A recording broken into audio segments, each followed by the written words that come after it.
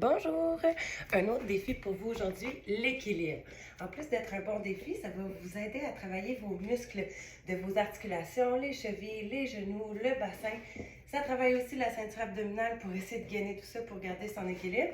Donc, c'est super efficace pour diminuer le risque de se blesser, puis à être encore plus optimal dans nos mouvements, dans notre quotidien. Donc, moi, je suis pieds nus, c'est voulu. Donc, je sais qu'à l'extérieur, s'il fait plus froid, c'est moins propice. Mais de travailler pieds nus à l'intérieur ou à l'extérieur si c'est possible.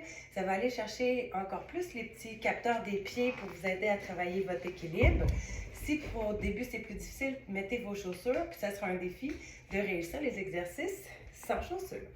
Donc, premier mouvement, on va y aller avec un mouvement d'équilibre. Donc, on y va avec une fente arrière, on descend le genou vers le sol et là, on vient s'appuyer sur la jambe gauche pour aller en T derrière. Je vais partir mon chrono et c'est parti. Donc, descends en fente.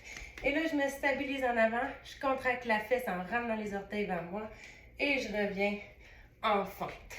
C'est pas la quantité, c'est pas la vitesse qui compte, c'est vraiment la beauté.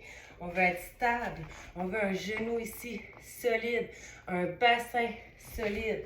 Donc, on essaie d'engager les muscles et bien respirer. Il reste 5 secondes encore, on fait 30 secondes. Et on fait l'autre côté tout de suite. Fente.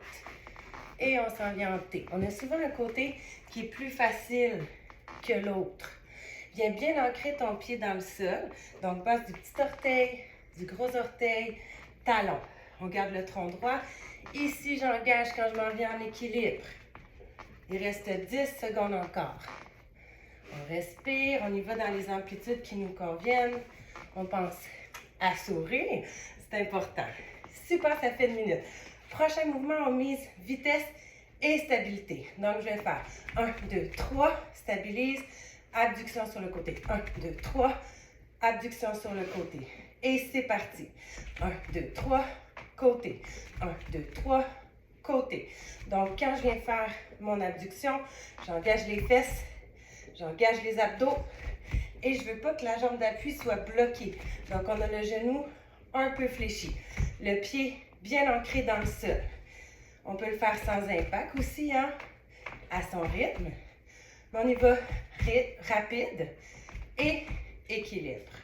On prend son temps sur l'abduction, on s'énerve sur les 3 petits pas. J'ai choisi une minute. C'est un défi un peu plus long cette semaine. Et hop, 1, 2, 3, hop. Il reste 20 secondes encore. On respire, on regarde en avant, on détend les épaules. On devrait sentir les hanches aussi sur les côtés, les moyens fessiers. C'est des muscles stabilisateurs de bassin. Hein, pour l'équilibre, on s'en souvient? Encore 3, 2, et c'est bon. Dernier mouvement, on y va en squat. Et ensuite, on vient monter sur le bout des pieds, puis on essaie que nos chevilles ne versent pas vers l'intérieur ou vers l'extérieur. C'est parti. Donc, je descends mon squat et là, doucement, je soulève mes talons et je les redépose. Quand je descends mon squat, j'essaie d'ouvrir les jambes, d'avoir mes pieds bien ancrés dans le sol. Base du gros orteil, petit orteil. Et c'est la même chose quand je viens monter sur le bout des pieds. Donc, oui, gros orteil, petit orteil, mais aussi extérieur des pieds et talons quand je suis en squat. Ensuite, juste sur l'avant-pied. 30 secondes encore. Puis, je vais avoir un petit défi pour vous, les 15 dernières secondes. On s'assure que nos genoux soient stables, alignés vers l'avant ou légèrement vers l'extérieur. Si nos pieds sont vers l'extérieur, on suit les orteils. Et là, on va monter sur le bout des pieds et on ne bouge plus. On fixe un point en avant. On va sentir nos chevilles qui travaillent. Encore 3, 2, 1 et dépose doucement. Super, beau travail. Donc, enregistre cette routine-là si tu veux la faire plusieurs fois pour t'améliorer. Dis-nous quand c'est fait, si ça t'a aidé. Bon entraînement!